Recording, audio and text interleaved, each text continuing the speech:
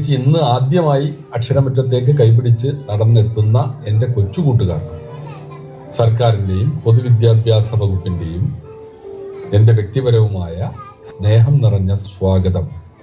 School എന്നത് പഠിക്കാൻ മാത്രമുള്ള ഒരിടം എന്ന സങ്കല്പം മാറുകയാണ്. നിങ്ങളുടെ സ്വപ്നങ്ങൾക്ക് ചിറക് നൽകാനുള്ള ഇടമാണ്. നിങ്ങളുടെ അഭിരുചിക്കനുസരിച്ച് പറന്നു ഉയരാനുള്ള ചുവടുകൾ ഇവിടെ നിന്നും നിങ്ങൾ സ്വായത്തമാക്കണം. സ്കൂളിലേക്ക് വരുന്നത് ആനന്ദ